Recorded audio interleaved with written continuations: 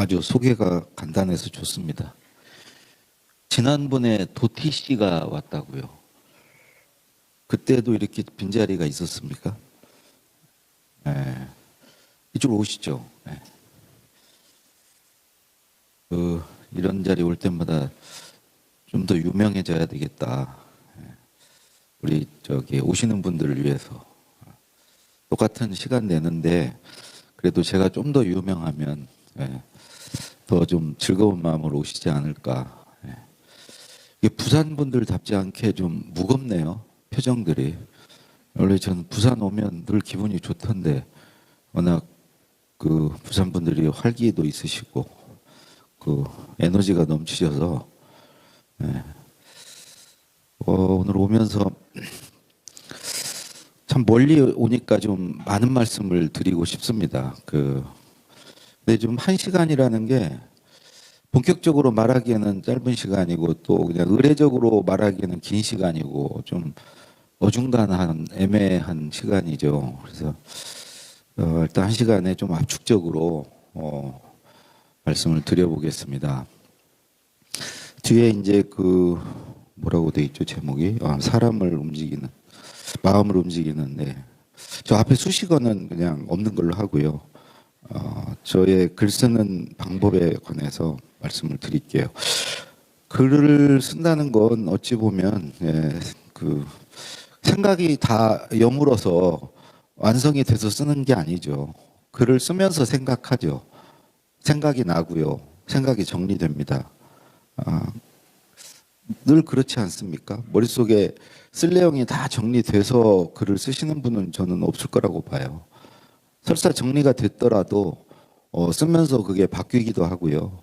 거기에 이제 더 살이 붙기도 하고 또 정리도 더 가지런히 되죠. 그리고 어찌 보면 글쓰기는 생각하기라고도 할 수 있습니다. 생각을 하고 싶으면 좀 글을 쓰면 아주 효과적으로 생각할 수 있다. 그래서 제가 이제 여기 와서 여기 너무 많아요. 한 15개 되는 것 같아요. 그래서 이걸 다 말씀 못 드릴 것 같은데 일단 드릴 수 있는 데까지 쭉 말씀드려 볼게요. 우선 첫 번째 저는 술로 글을 썼습니다. 술로 글을 쓰는 게 음주죠, 음주. 뭐 멀리는 세익스피어도 있었고요. 해밍웨이도 각각 유명하죠. 뭐 마크 트웨인도 있고 그 위대한 개츠비를 쓴 스콧 피츠제럴드 이분도 그래도 제일 술과 관련 레이먼드 카바입니다. 아무튼 그 작가 중에는 술꾼들이 많죠. 술과 뗄래야 뗄 수 없습니다. 저도 한때는 이제 술로 썼습니다. 그러다가 이제 당뇨 오고 뭐 이래서 지금은 올해 2월부터는 술을 끊었고요. 그 전까지는 글 쓸 때는 늘 술을 마셨습니다. 저는 딱 아예 루틴이 있었어요. 글을 써야 되면 일단 편의점에 갑니다. 청아를 한 병 삽니다. 나와서 바로 한 반 병을 마십니다. 그 상태로 카페에 갑니다. 카페에 가서 커피를 시키고 내 자리에 와서 안경을 닦습니다. 닦다 보면은 이제 준비됐다. 지금부터 한번 쓸 수 있겠다 하는 마음이 들어요. 그때 저는 조용히 화장실에 가서 나머지 반 병을 마저 마십니다. 그리고 돌아와서 쓰면 써집니다. 그게 이제 어찌 보면 그 루틴이 저를 글쓰기의 길로 안내하는 글쓰기 모드로 바꿔주는 역할을 하고요. 또 한 잔 청아 한 병 정도 마시면 글쓰기 참 좋은 아이디어가 막 떠오르는 저는 그런 상태가 됩니다. 사람마다 이제 뭐 주량에 따라 다르겠지만 청와대 있을 때는 소주 반 병 마셨습니다. 글쓰기 전에. 저녁 때 주로 이제 글은 썼고요. 저녁 먹으면 소주 반 병 정도 마시고 쓰면 잘 써졌습니다. 그게 이제 머리의 회전을 좀 혈액순환을 도와서 그런 것도 있고 글쓰기 어떤 두려움을 에서 좀 벗어나는 그런 진정시키는 효과도 좀 있는 것 같습니다. 그래서 이건 이제 첫 번째로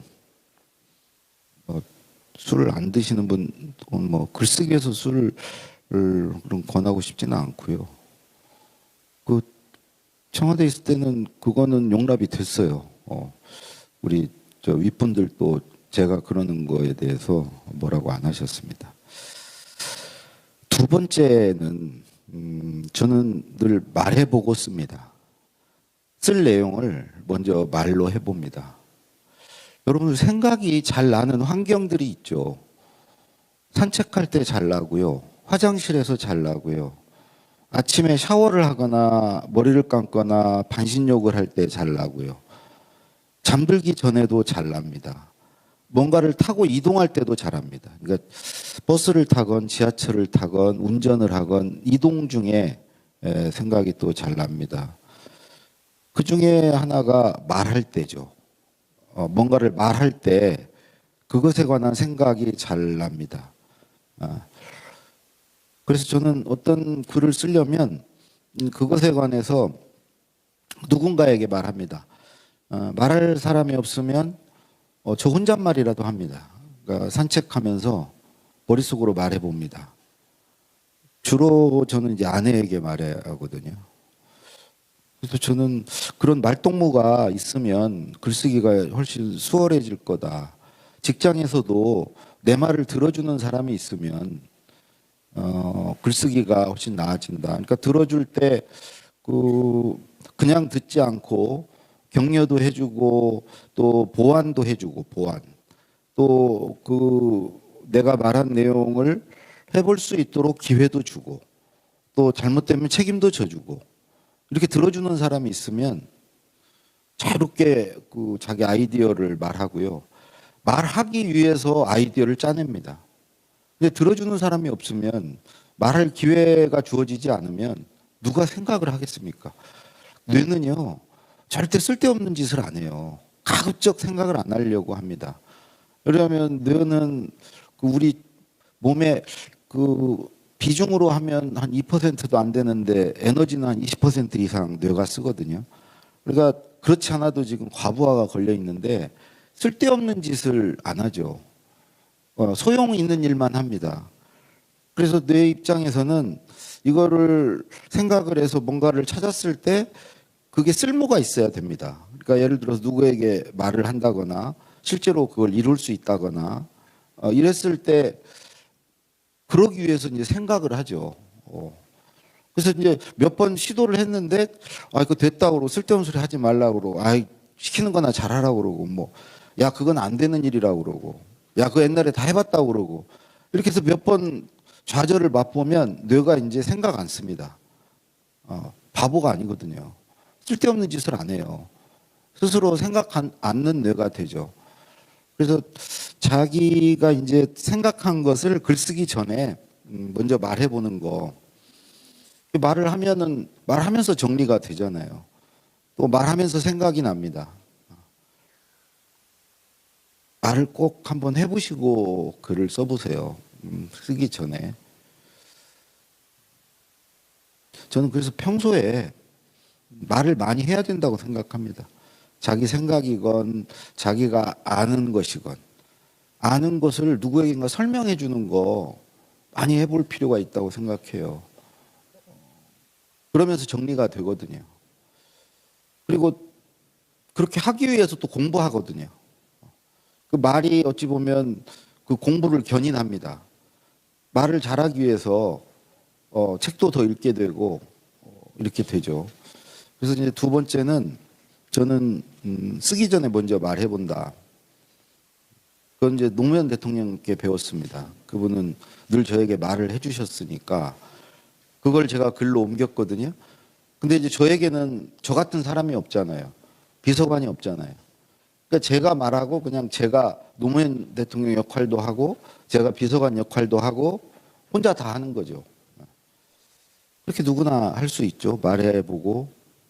그리고 또 글을 써보면 그 쓴 글에 대해서 또 말해야 되는 경우들이 굉장히 많더라고요. 그걸 가지고 발표를 해야 된다거나 누구한테 설명을 해야 된다거나 어차피 말은 해야 돼요. 그걸 말할 수 없으면 쓴 게 아무 의미가 없어요. 결국은 그걸 팔려면, 내 아이디어를 팔려면 말을 해야 됩니다. 글만 툭 던져가지고는 팔리지 않아요. 그래서 어차피 필요한 말하기인데 먼저 좀 말을 하고 글을 쓰면 좋겠다. 세 번째는요. 전 듣기로 씁니다. 듣기로. 기자들이 그렇게 쓰죠. 소위 취재라는 걸 하고 쓰지 않습니까? 그래서 잘 들으면 쓸 수 있습니다. 청와대에 있을 때는 저는 네 사람에게 들었습니다. 첫 번째는 대통령, 두 번째는 전문가, 세 번째는 대통령의 말을 들을 사람, 대통령의 글을 읽을 사람, 네 번째는 여론입니다. 여론. 만약에 여러분의 경우에 어떤 말을 들어야 되냐? 아니 고객이 있다 그러면 첫 번째는 고객한테 듣는 게 아니고 이제 여러분은 자기한테 들어야죠. 왜 그러냐면 나는 대통령의 글을 쓰니까 대통령의 말을 듣는 거지. 자기 글을 쓸 사람은 자기한테 들어야죠. 제가 대통령께 이거 무슨 내용으로 쓸까요? 이거 어떻게 할까요? 그러면 야, 나 그거 생각 안 해봤다. 이러지 않거든요. 그거 내가 생각해봤는데 이러이러한 내용으로서 이 상태가 돼야 됩니다. 여러분 스스로가. 어떤 사안에 관해서 뭘 쓴다 하면은 자기 생각이 있어야죠. 자기한테 물어야죠. 자문자답해야 됩니다. 이거에 대한 내 생각이 뭐지? 그럴 때 생각이 안 떠오르면 이제 듣기로 쓸 수가 없는 거죠. 두 번째, 전문가에게 듣는 건 당연히 여러분도 해야 됩니다. 그것에 관해서 잘 아는 사람, 경험이 많은 사람, 이 사람한테 들어야죠. 세 번째, 독자에게 듣는 것은 여러분의 뭐 고객이라든가 아니면 상사가 그 글을 쓰라고 그랬으면 상사에게 들어야죠. 그 글의 수요자잖아요. 고객이잖아요. 무슨 내용을 원하십니까? 왜 이걸 쓰라고 그랬죠? 그걸 물어봐야죠. 마지막 네 번째는 저는 뭐 여론을 듣지만 여러분도 들을 게 많이 있죠. 그 주변 사항들, 어떤 배경 지식들, 그 분위기를 그 사안만 이렇게 딱 있는 게 아니잖아요. 그 사안의 어떤 환경 요소들이 있잖아요. 그런 것들을 파악해야죠. 그런 맥락 속에서 이제 글을 써야 되니까 그렇게 네 군데서 듣고 쓰면 됩니다. 그러니까 아마 네 번째는 아마 듣기 이 사람 저 사람에게 들어볼 수 있고 배울 수 있겠죠. 예. 잘 들으면 잘 쓸 수 있습니다.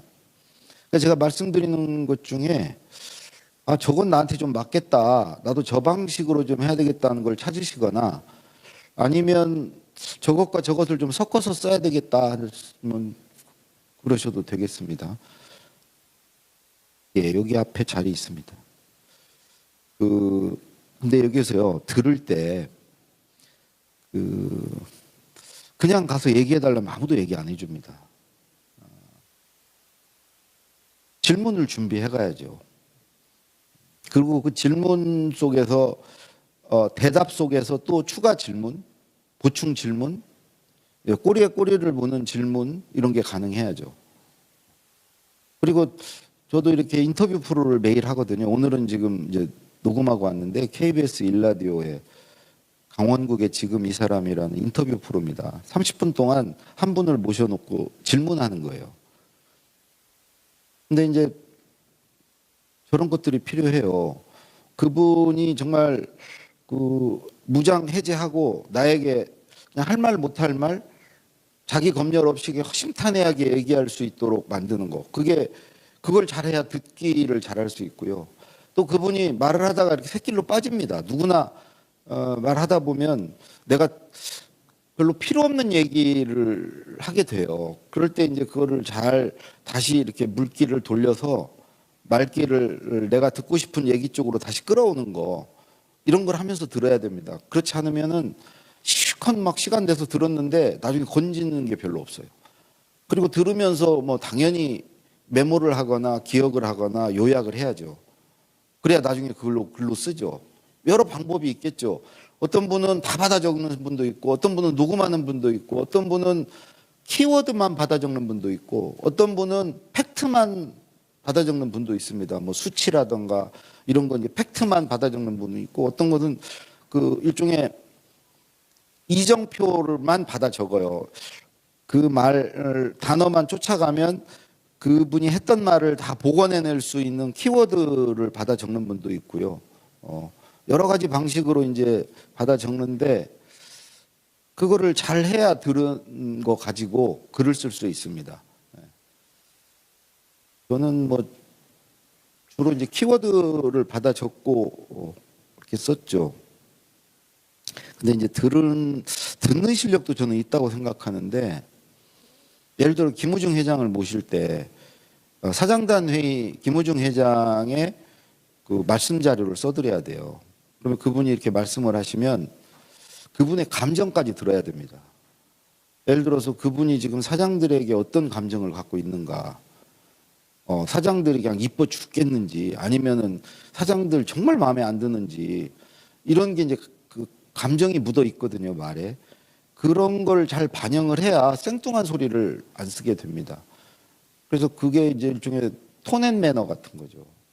그걸 잘 듣고, 또 어떤 경우는 다 말해주지 않거든요. 그래서 그런 빈칸을 채우는 거, 한마디에 살을 붙이는 거, 이게 듣기 실력입니다. 그 살을 붙이고 빈칸을 채우기 위해서는 그 말을 잘 곱씹어 봐야죠. 왜 저런 말을 했고, 저 의도가 뭐고, 취지가 뭐고, 저 말의 의미는 뭐고, 목적은 뭐고, 배경은 뭔지 그걸 파악하면서 들어야죠. 그 한마디 안에도 많은 뜻을 포함할 수 있거든요. 함의가 많을 수 있다고요. 그걸 되새김질하면서 들어야죠. 그냥 액면만 받아 적어서는 글이 안 돼요. 잘 곱씹으면서, 이게 듣기 실력이죠. 그러니까 듣는 걸로 글을 많이 써본 사람은 듣기 실력이 늘어요. 들으면서 이걸 써야 되니까 그걸 잘 소화하면서 듣거든요. 그 말을. 어떤 경우에 듣기 실력이 진짜 좋은 사람은 그야말로 삼배 입고 들어온 걸 비단 옷으로 갈아입혀서 내보냅니다. 그러니까 말하는 사람의 수준은 형편없는데, 그거에 취지만 파악을 해서 너 그런 얘기 하고 싶구나, 알았어, 내가 알아서 해줄게 하고, 그 취지는 그대로 살리되 그 사람의 워딩을 쓰지 않죠. 워딩을 쓰지 않고 자기 언어로 그걸 잘 포장해서 해드리죠. 근데 제가 모신 분들은 그런 거 전혀 안 통했어요. 전혀 안 통하고 그걸 혼났어요. 그런 거 짓거리 하면. 그대로 그분의 말씀을 그대로 받아서, 노무현 대통령 같은 경우는 말씀을 다 해주셨기 때문에 내 표정을 보면서 얘가 좀 못 알아듣는 것 같다 이러면은 자세히 설명을 해줬어요. 모르는 게 너무 많으니까. 그리고 이제 뭐 전문가한테 또 가서 내가 보충 취재를 하니까, 이게 이제 듣기로 쓰기입니다. 듣기로 그러면 잘 쓸 수 있죠. 귀가 밝은 분들은, 말귀가 어둡지 않은 분들은 이 듣기로 쓰는 거 굉장히 효율적입니다. 책 읽고 쓰고 뭐 이러는 것보다 그 책을 수도 없이 읽은 사람한테 들으면 최고 좋아요. 추가적으로 물을 수도 있고, 인터뷰를 해가지고 쓰시면 됩니다.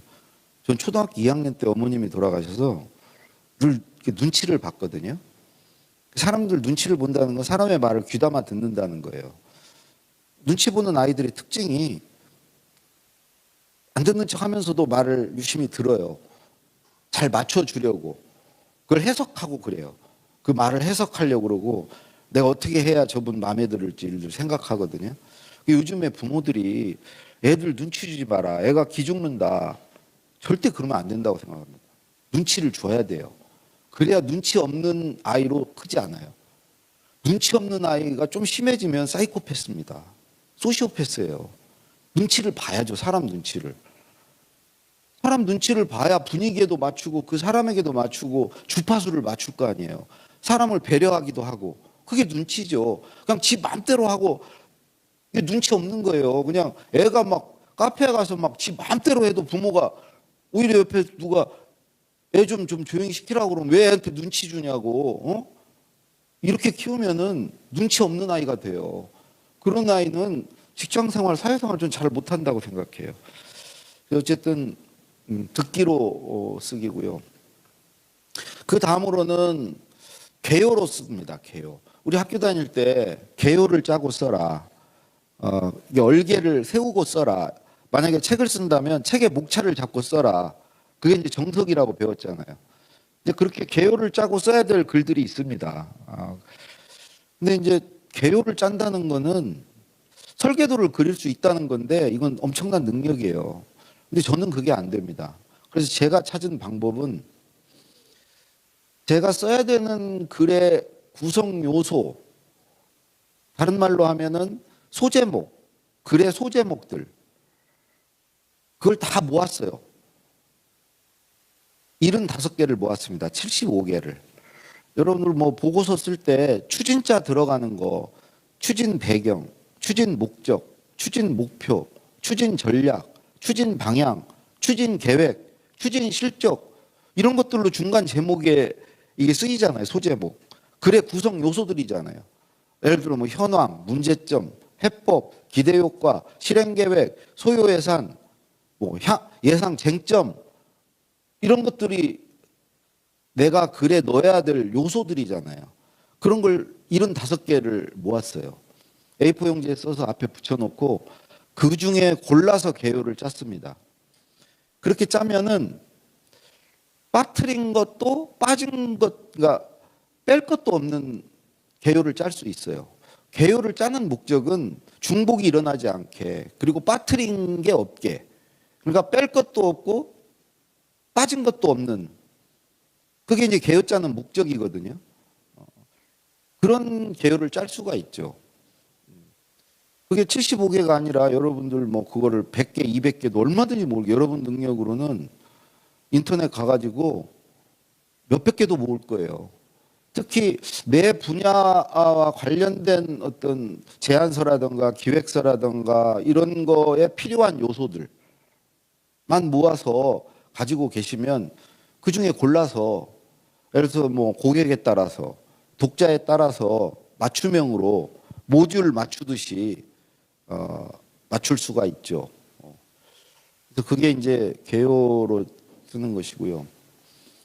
그 다음에 저는 동시다발적으로도 글을 씁니다. 동시다발적으로. 청와대에 있을 때 1월이 되면 1년 동안 내가 지어야 될 농사, 써야 될 글들의 목록이 대략 나오죠. 그건 계속 매년 되풀이 돼요. 예를 들어서 뭐 3.1절 기념사라든가 현충일 추념사라든가 뭐 광복절 경축사라든가 뭐 국군의 날, 경찰의 날, 뭐 이거 다 써야 되는 것들이거든요. 근데 이거를 하나씩 그때 되면 그거 쓰고 또 다음에 또 오면 그거 쓰고 이렇게 하니까 비효율적인 거예요. 왜 비효율적이냐면 나는 일상에서 대통령의 말을 이제 듣고 어떤 걸 읽고 또 자료를 하나 읽었다고 해봐요. 그 자료 읽은 내용 중에 당장 목전에 지금 써야 될 글에 필요한 것만 뽑지 않고 하나 어차피 읽은 김에 앞으로 한 몇 달 후에 써먹을 수 있는 게 발견이 되면 그거를 미리 키핑해 놓으면 좋잖아요. 그래서 저는 연초가 되면은 써야 될 글의 그 문서를 제목을 넣어가지고 바탕화면에 쫙 깝니다. 한 30개 정도 깔아놔요. 30개를 깔아놓으면 컴퓨터 킬 때마다 늘 그게 떠요. 뜨는데 대통령 말씀을 어느 날 들었다? 근데 1시간 들었는데 버릴 게 하나도 없는 거야. 그걸 다 찢어 발리면은 요거는 여기에, 요거는 저기에 이렇게 나눠서 다 쓸 수 있고, 소 한 마리 잡으면 다 이렇게 쓰임새가 있듯이, 야, 이건 오늘 횡재다. 응? 근데 만약에 이제 목전에 당한 것만에 그걸 써먹으면 그 중에 일부만 써먹고 나머지는 버리는 거예요. 버리지 않는다는 거죠. 그럼 그런 경우는 대통령이 전화하십니다. 야, 그 오늘 연설 들었냐? 그거 좀 다시 한번 몇 번 들어라. 그런 날은 본인도 흡족했던 거예요. 자기도 말하면서 막 좋은 게 막 나왔던 거야. 그러니까 이제 야, 이거 잘 써먹어야 된다고 생각을 한 거예요. 얘가 좀 이거 과연 들었는지, 들었으면 너 그거 좀 앞으로 계속 좀 써먹어라, 이런 거예요. 여러분도 말하다 보면 그런 날이 있어요. 그리고 예를 들어 칼럼을 하나 읽어도 당장에는 못 써먹지만 언젠가는 써먹을 거리가 눈에 띄어요. 그럴 때 저는 이거는 현충일, 이거는 그렇게 그 해당 파일에 넣어놓는 거죠. 여러분들 그거를 해놓으면 반대로 이제 그 널거리들이 눈에 띄어요. 목록이 머릿속에 딱 있기 때문에 그런 걸 찾게 돼요. 내 뇌가.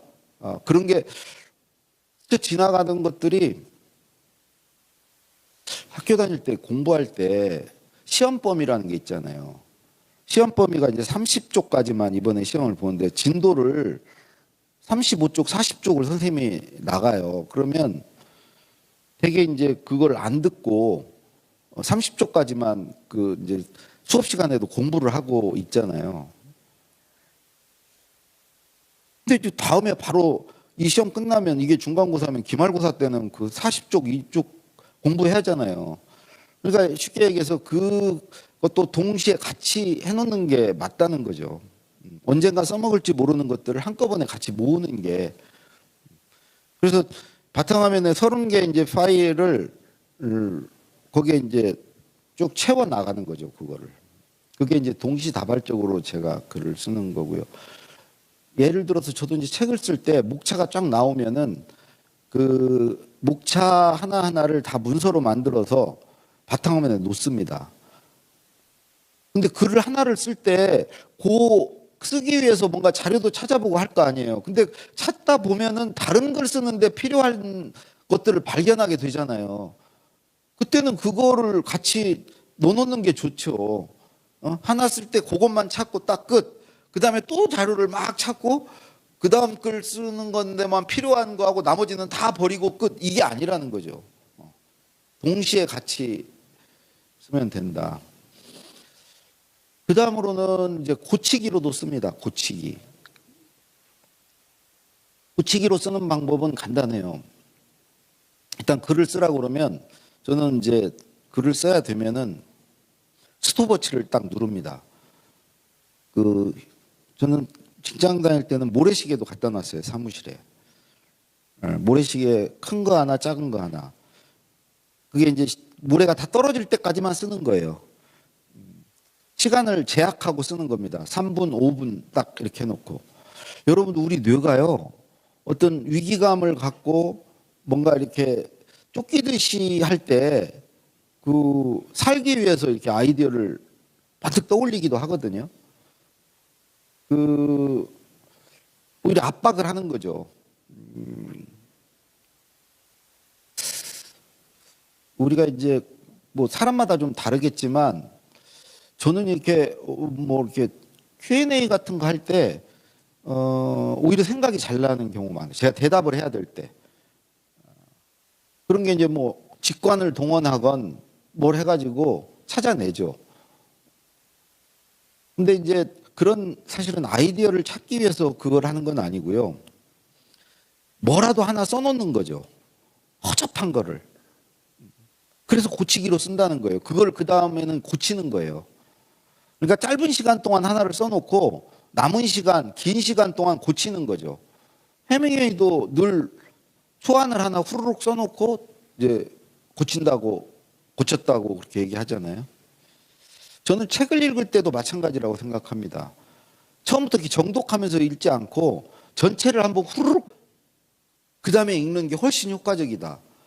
칼럼을 하나 읽을 때도 첫 문장부터 이렇게 쭉 뚫어져라 보지 말고 전체를 한번 훑어보고 전체 어떤 윤곽, 어떤 맥락을 파악한 후에 읽기 시작하는 게 훨씬, 글쓰기도 마찬가지라고 생각합니다. 후루룩 하나 써놓고 그렇게 써놓으면 여러분 상태가 어떤 상태가 되냐면 안도하게 돼요. 이제는 못 쓸 일은 없겠다. 그러면서 약간의 어떤 자신감과 안도감 속에서 그래 느긋하게 고치는 거죠. 일단 하나는 확보했으니까 이거를 가지고 남은 시간 동안 이제 고치는 겁니다. 그거 가지고 노는 거예요. 하나 디자인 싱킹 이런 거 하잖아요. 뭐 프로토타입 뭘 하나 해놓고 뭐 시제품 하나 대충 만들어 놓고 그거 가지고 계속 만지면서 그걸 발전시켜 나가잖아요. 이제 글도 그런 식으로 하나 비빌 언덕을 딱 만들어 놓고 그걸 가지고 계속 고치는 거예요. 그걸 가지고 만지는 거죠. 근데 이때 그걸 하나 놓고 다양하게 보는, 다양하게 체크해 보는 그 쏟아낸 것을 점검해 보는 체크리스트가 필요합니다. 저는 그 체크리스트가 43가지가 있었어요. 그러니까 뭘 하나 써놓고 그걸 하나씩 체크해 보는 거예요. 그 체크리스트는 어떻게 만들어졌냐면 제가 모신 윗분들이 뭐 회장 대통령도 계시지만 제 상사들이 내가 글을 갖다 드리면 일종의 그건 초안이죠. 전체 글에 완성될 때까지를 전체를 보면 그건 정말 아무것도 아닙니다. 그냥 허접한 거예요. 일종의 발제문 같은 건데 그걸 갖다 드리면은 저한테 이제 질문이 시작돼요. 야, 이거 앞으로 이거 어떻게 되는 거야? 전망해봤어? 야, 이런 측면은 봤어? 이거 사실이야? 이런 거 생각해봤어? 이렇게 질문을 해요. 그때 제가 이런 것들을 체크해 봐야 되는구나. 그래서 체크리스트를 하나씩 추가했어요. 그게 43가지가 된 거예요. 그래서 제 책에다가도 그대로 실었어요. 책상 앞에 늘 붙여놨던 거거든요. 그래서 글을 하나 쓰면은 하나씩 체크해 보는 거예요. 사실은 그걸 체크해 보지 않으면 윗분한테 혼나거든요. 윗분이 지적을 하니까. 그래서 미리 내가 체크를 해보는 거죠. 그래서 그 하나씩 체크하면서 이제 고쳐가는 거죠. 글을 이제 고쳐가면 그런 걸 오래 하면은 아예 처음 쓸 때부터 체크를 하면서 쓰고요. 그게 이제 글쓰기 실력, 생각하는 실력이 좋아지는 거예요. 아예 딱 점검을 하면서 그리고 실력 있는 상사나 이런 분들은 그런 거 가져왔을 때 질문을 예리하게 하죠. 그거를 못하면은 상사가 아니죠. 보고받는 이유가 없는 거죠. 보고받을 이유가 없는 거죠. 저는 다행히도 이제 그런 좋은 분들을 모셔서 그런 걸 많이 배웠습니다. 뭐를 체크해 봐야 되는 건지. 그래서 그게 이제 고치기로 쓰는 것이고요. 그 다음에 이제 보태기로도 씁니다. 보태기. 보태면서. 이거는 아까 동시다발적인 거하고도 좀 비슷한데 어떤 글을 써야 돼. 일주일 후까지 뭘 써야 돼요. 아니면 발표 문안을 만들어야 돼. 그랬을 때 그 문서를 빈 문서를 하나 생성을 해서 바탕화면 딱 가운데다 갖다 놓습니다. 그리고 거기에 수시로 들어가는 거예요. 근데 수시로 그냥 들어가는 게 아니고 저는 그 기간 동안에는 3가지를 늘 봤어요. 그 주제, 내가 지금 써야 될 그 주제와 관련된 칼럼을 보고, 2번째는 유튜브 강의를 듣고요. 3번째는 예스24에 가서 그 주제와 관련된 책의 목차를 봤어요. 그 안에, 그 주제 안에서 사는 거예요. 그러면 그냥 뭐 집에 퇴근길에도 퇴근하다가도 뭔가가 떠오르고요. 그럴 때 이제 그 문서에 들어가서 추가하고요. 아까 얘기했을 때 뭐 화장실에 앉아 있다가도 뭐가 떠오르기도 하고요. 그때마다 계속 저금을 하는 거예요, 거기다. 글을 한 번에 쓰지 않고 그냥 조금씩 보태는 거죠. 그게 자, 지금부터 1시간 동안 이거 써야 됐다. 자리에 딱 앉아가지고 안 써져요. 좋은 거 안 나와요. 오히려 의외로 글 쓰지 않는 시간대에 저는 좋은 아이디어는 오히려 떠오르더라고요. 그게 일종의 저런 거나 비슷한 것 같아요. 우리가 바둑이나 장기 들 때 내가 바둑을 쥐고 있으면 수가 안 보여요. 옆에서 볼 때 내가 당사자가 아니야. 구경꾼으로 볼 때 잘 써지는 그와 비슷한 것 같아요. 정색을 하고 딱 앉아서 지금부터 이제 글 써야지 이러면 오히려 더 떠오르지 않는데 딴 일을 할 때 뭔가 이렇게 떠오르는 게 있다는 거죠. 근데 이제 그걸 좀 더 잘 떠오르게 만들기 위해서 일종의 자극을 주는 게 칼럼 읽는 거, 유튜브 강의 듣는 거, 예스24 가서 목차 보는 겁니다. 저는. 여러분도 뭐 그중에 뭐 이미 뭘 하고 계신 것도 있을 거예요. 그 다음은 읽기로 쓰기입니다. 읽기로 쓰는 거. 며칠 전에 창원에서 이제 강의가 있었어요. 창원 상공회의소에서 강의가 있었는데, 강의가 끝나고 이제 서울에 올라가는데 갑자기 전화가 와서 오늘 마감인데 왜 원고 안 보내주세요? 그래서 그때 알았어요.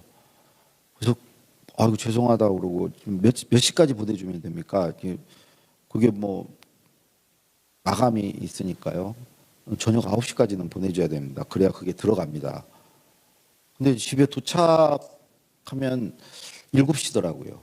그래서 아내에게 전화를 했어요. 그게 기업의 사회적 역할이라는 주제였는데 그 주제와 관련된 칼럼을 한 30개만 뽑아놓으라고. 검색하면 그거 쭉 뽑을 수 있거든요.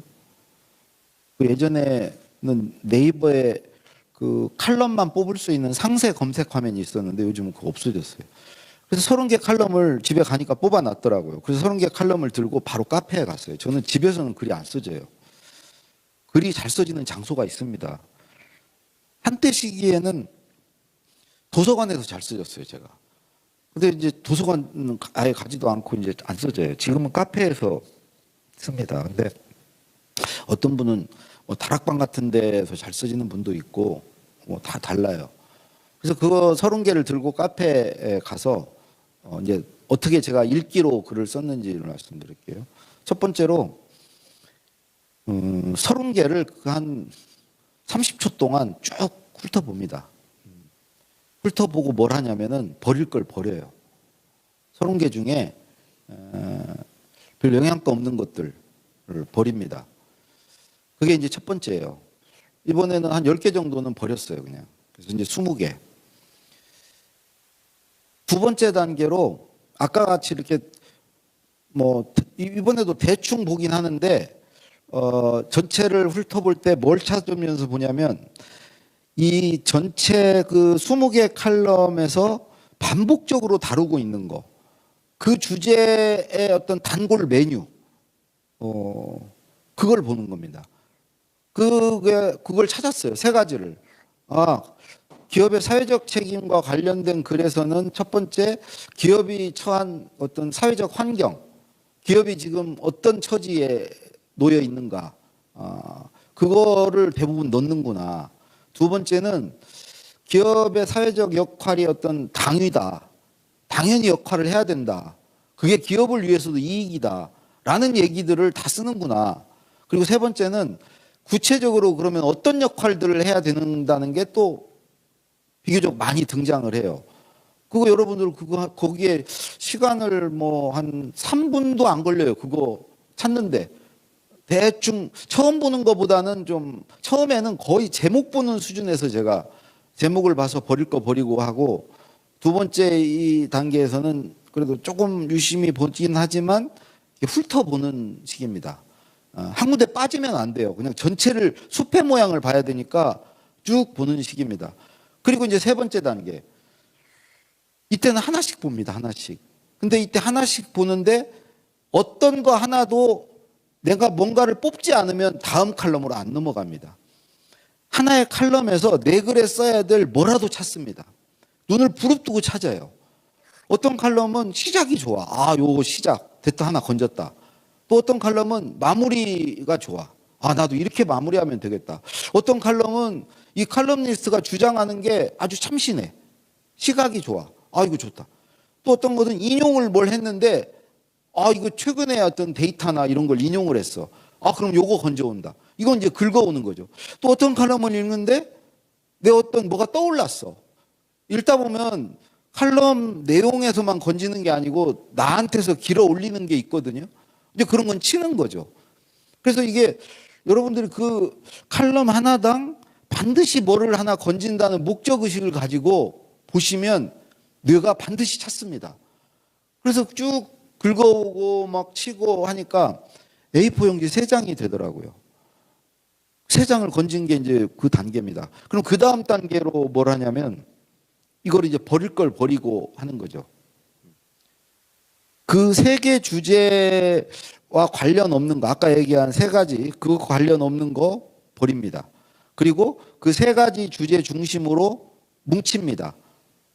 이게 쭉, 그게 분류가 안 돼 있잖아요. 그러니까 환경에 관한 거, 사회적 책임의 당위에 관한 거, 구체적인 어떤 방안, 이 세 가지를 딱딱 뭉쳐요.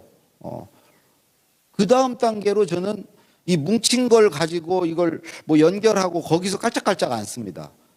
뭉친 것을 한번 쭉 보고요. 덮어놓고 글을 써요. 그것에 관해서. 기업의 사회적 환경이 어떤가 그거를 자료 내가 지금 찾아놓은 걸 보고 그냥 덮고 글을 쓰면 내 글을 쓸 수가 있어요. 그리고 저는 쓰고 나서 혹시라도 원래 내가 긁어오거나 한 것과 똑같이 뭘 인용하고 그런 건 그대로 놔둬도 상관이 없고요. 근데 문장이 뭐 똑같다거나 이런 것은 손을 보죠. 거기서 이렇게 가져왔다는 티를 지워야죠. 그리고 예를 들어서 단어 같은 것도 바꿔줍니다. 네이버 국어사전 딱 열고 거기에 있는 단어를 쳐봐요. 그러면 유의어 중에 다른 단어들이 있거든요. 그런 단어로 이렇게 바꿔줘요. 그래야 내 글이 되니까요. 뭐 네이버 국어사전 열어놓고 모든 글을 쓸 때 저는 무조건 열어놓고 써요. 생각도 불러옵니다. 그 단어가. 단어에 따라서 생각이 나요. 그 유의어들을 보면은 그리고 그 단어를 뜻풀이를 해놓은 걸 봐도 뭔가 생각이 나고요. 예문 같은 거가 쭉 나오잖아요. 그 단어가 들어가 있는 예문. 그거 한번 보세요. 그러면 아이디어도 떠올라요. 그게 이제 읽기로 쓰는 겁니다. 읽기로. 그 다음으로는 방금의 일부인데 줄이기로도 씁니다. 요약으로도. 요약으로 쓰는 건 이렇게 써요. 어떤 걸 써야 되면은 일단은 쓸 수 있는 만큼 씁니다. 두 번째 단계로 내가 써놓은 것과 관련된 것을 찾아다 긁어다가 붙여요. 그때 붙일 때 양을 최대한 붙입니다. 양을 최대한 확보해요. 그리고 이제 세 번째로 그 확보된 양을 요약하는 거죠. 덜 중요하거나 불필요하고 주제에서 벗어난 것들 이런 거 버리고 그 다음에 이제 버릴 걸 버리면은 아까 얘기했듯이 비슷한 것끼리 뭉칩니다. 덩어리를 지어요. 그 덩어리 지은 걸 가지고 배열을 하면은 요약으로 글이 써지는 거죠. 근데 뭐니 해도 제가 제일 많이 쓰는 것은 메모로 쓰기입니다. 메모로 쓰기. 이 메모로 쓰기는 이렇게 씁니다. 요즘에 이제 제가 직장 떠난 지 이제 만 8년, 이제 9년 차거든요. 그 9년 차, 그동안은 다 이거 메모로 쓰기를 했습니다. 메모로 쓰기는 1차 메모가 있고 2차 메모가 있어요. 1차 메모는 네이버 메모장에 하고요. 2차 메모는 네이버 블로그나 SNS에 합니다. 그 2차 메모를 지난 8년 동안 한 16,000개를 했습니다. 그 16,000개의 조각이 내 글의 재료예요. 그건 계속 늘어나고 있습니다. 매일매일 늘어나고 있고요. 그것을 가지고 조합하거나 결합하고 연결해서 글을 씁니다. 결국 제가 보니까 글이라는 것은 쓸 말이 있느냐 없느냐에 달려 있습니다. 뭐 글재주니 무슨 뭐 글의 스킬이 어쩌고 이런 거 다 필요 없고요. 쓸 말이 풍부하면 재료가 풍부하면 먹고 들어갑니다. 재료에 달려 있어요. 음식도 비슷해요. 요리 실력, 뭐 재료가 아주 좋으면 재료가 아주 신선하고 풍부하고 색다르고 이렇게 하면은 요리 잘할 수 있어요. 글도 마찬가지입니다. 그래서 저는 그 재료를 평소에 이렇게 모으는 거죠. 메모를 하는 거죠. 근데 이 1차 네이버 메모장에 하는 메모를 하기 위해서는 반드시 필요한 게 책을 읽거나 이런 학습을 하거나 생각을 하거나 누구에게 뭔가를 듣거나 이런 것들이 필요합니다. 그래서 그런 걸 하다 보면은 이제 메모거리를 만나게 되죠. 저는 6가지를 메모합니다. 첫 번째는 내가 알게 된 지식과 정보. 두 번째는 내 생각과 의견, 세 번째는 내 감상과 느낌, 제 감정이죠. 네 번째는 내 경험, 내 일화, 나에게 일어난 일. 다섯 번째는 내가 어디 가서 본 것, 뭐 구경한 것도 있고 목격한 것도 있고 관찰한 것도 있고 때로는 뭐 답사 가서 본 것도 있고 여러 가지 본 것이 있습니다. 그 다음에 여섯 번째 마지막으로 들은 걸, 누구에겐가 들은 걸 메모합니다. 지금 메모를 하시는 것은 여러분들 들은 걸 메모하고 계시는 거예요. 그래서 이 여섯 가지를 하기 위해서는 어디 가서 많이 봐야 되고요. 많이 들어야 되고요. 많이 읽어야 되고요. 많이 생각해 봐야 됩니다. 그래야 내 생각과 의견도 나오고 이렇게 되는 거니까요. 근데 그게 많이 되면 네이버 메모장에 메모할 거리를 많이 건져요. 근데 이 건지는 재미가 있어요. 뭔가를 읽다가 건졌을 때, 이렇게 듣다가 건졌을 때 기분이 너무 좋은 거예요. 그리고 그걸 더 하고 싶어요. 막 공부를 더 하고 싶고 책을 더 읽고 싶고 이게 재밌어져요. 뭔가를 연구하고 공부하는 게, 거기에 몰입하는 게 너무 재밌는 거예요. 근데 그럴수록 더 메모는 더 만들어져. 그러면 그 메모된 거, 그러니까 1번이 입력이죠, 입력. 책을 읽거나 뭘 입력. 두 번째는 네이버 메모장에 1차 메모. 세 번째가 뭐냐면 저는 그걸 써먹습니다. 누구에겐가 말해봐요. 커피 마시면서, 밥 먹으면서. 저는 주로 이제 요즘엔 아내에게 주로 얘기를 합니다. 내가 책에서 읽은 거, 내 생각, 내가 뭐 직장 다닐 때 혹은 학창 시절에 있던 기억들, 뭐 떠오르는 것들, 메모한 것들을 아내에게 써먹습니다. 그게 세 번째 단계예요. 그게 써먹고 나면은 훨씬 정리가 잘 돼요. 그러면 네 번째 단계로 아까 얘기한 2차 메모를 하는 겁니다. 2차 메모를. 네이버 메모장에는 그냥 단어 수준이었는데 이거는 그래도 뭐 문장과 뭐 이런 수준이 돼요. 그거를 16,000개를 했다는 거예요. 그럼 다섯 번째로 저는 그 네이버 뭐죠 SNS나 이런 걸 가지고 이렇게 강의를 합니다. 방송에 가서 또 말을 합니다. 다시 말에 써먹어요, 이거를. 이건 돈 받고 하는 말입니다. 두 번째 세 번째 그 스몰 토킹은 돈은 안 받죠. 친구 만나서 말하고. 근데 이거는 이제 돈을 받아요. 저는 이렇게 말하는 시간이 너무 좋습니다. 저한테는 놀이예요. 제 조각을 써먹어 보는 거고 그 조각을 갖고 노는 겁니다. 그걸 연결해 보고 그걸 불러오고 그걸 맞춰보고 하는 과정이에요. 근데 여기다 막 돈까지 줘. 저는 강의 전보다 강의 후에 훨씬 에너지가 더 상태가 좋아져요. 그렇게 축 처져 있다가도 의기소침해 있다가도 강의를 하면은 오히려 더 에너지가 올라오고요. 그래서 나는 이런 기회를 직장 생활할 때는 전혀 못 가졌거든요. 저는 또 말을 전혀 못하는 사람인 줄 알았고 말을 않고 살았어요. 그러니까 말을 안 하니까 저보고 진국이라고 별명이, 원국이 아니고 진국이라고. 쟤는 말수도 적고 애가 진중하다고. 말을 안 하면 그런 소리를 듣죠. 그리고 얘는 왠지 이렇게 말의 농도가 진한 거예요. 말을 아끼면. 그리고 남의 말 않고 험담 많고 뭐 약속 안 지키고 뭐 언행 불일치 없고 남에게 뭐 말로 상처 주지 않고 적을 만들지 않고 하니까 되게 말을 않고 살았어요. 득을 많이 봤죠. 근데 결과적으로 그 생활이 행복하지 않았어요. 그냥 듣기만 했죠, 그때는. 받아 적고 듣고. 근데 지금 이렇게 말을 하고 살아보니까 이 생활이 너무 좋은 거예요. 이렇게 살아야 되는데 그렇게 잘못 살았구나 하는 생각을 하는 거예요. 근데 그 대신에 그때는 월급을 받았죠. 지금은 말을 안 하면 누구도 돈을 안 줘요. 제가 말을 생산해내고 여기에 이제 가치가 붙어 있어서 이제 돈을 받죠. 이런 말을 하기 위해서 공부를 하죠. 근데 그 공부가 재밌어요. 그리고 이제 마지막으로 제가 말한 것은 다 글이 돼요. 지금 오늘 말한 거 요즘에 그냥 녹음해가지고 프로그램에 돌려도 글로 풀어줘요. 글로 다 풀어주고 또 내가 말한 건 다 기억으로 말하고 있잖아요. 저는 이제 한편으로 기억하기 위해서 노력도 합니다.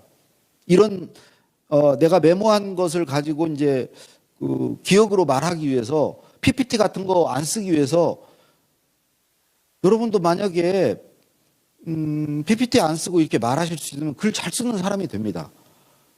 우리가 영감이 떠오르고 통찰이 오고 이런 것들은 뭐를 안 보고 이렇게 말할 때 오는다고 저는 믿어요. 물론 입력이 되어 있어야죠.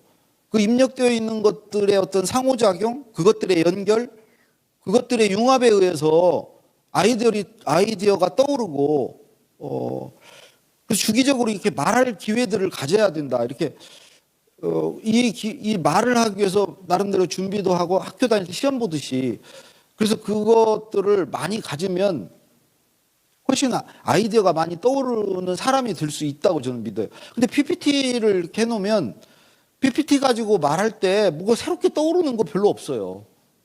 거기에 매이게 되고 또 듣는 사람도 시선을 거기에 뺏기고 귀로 또 내 말에 붙들리기 때문에 별로 자기의 어떤 공간이 저는 열리지 않는다. 그래서 앞으로는 저는 PPT 같은 거 좀 안 쓰고 이런 사람이라는 게 보는 것보다 들을 때 훨씬 상상력이 발휘되거든요.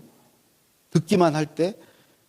근데 이제 요즘 젊은 분들은 예를 들어서 자막이 없는 유튜브 같은 걸 못 들어요. 눈으로 보고 이게 이제 자막이 떠야 PPT 같은 걸 안 보면 이런 강의를 불편해해요. 뭔가 보여줘야 돼. 근데 저는 여기서 벗어나야 된다고 생각합니다. 자기 생각을 하고 아이디어를 길어 올리는 사람이 되려면 그래서 저는 이제 그러기 위해서는 기억을 하죠. PPT를 안 보고 이제 하는 게 제가 늘 상기해 보는 겁니다. 여러분도 이 강의 끝나고 돌아가는 길에 제가 오늘 와서 무슨 얘기했지?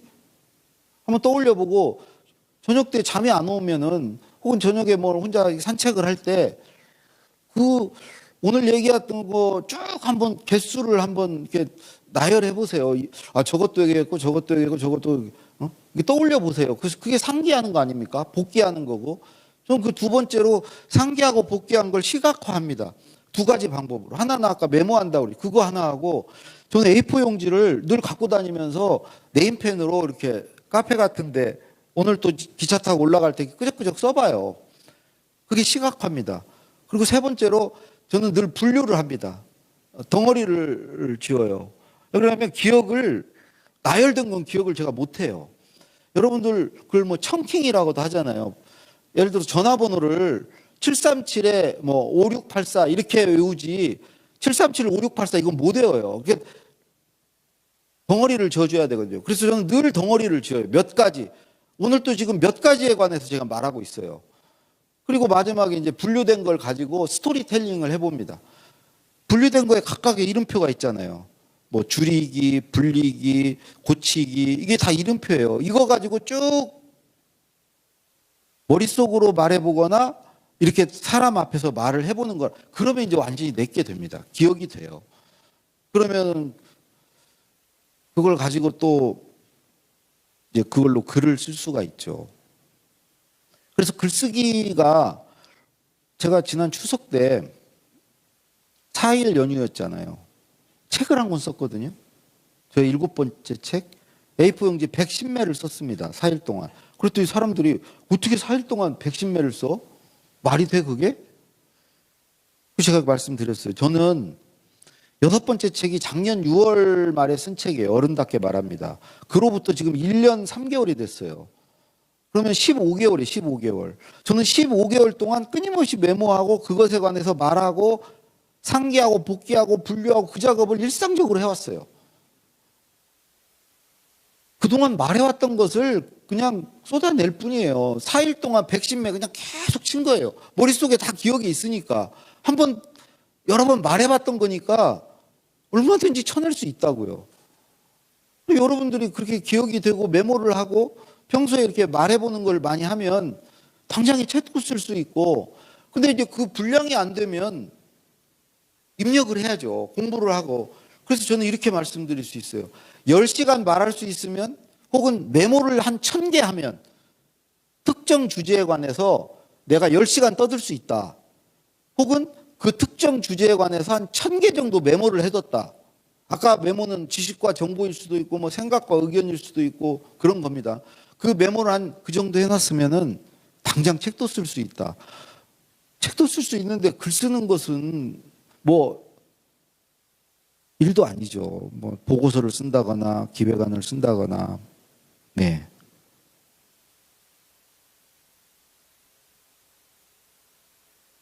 대략 뭐 말씀을 드렸고요. 이제 여러분 질문을 좀 받도록 하겠습니다.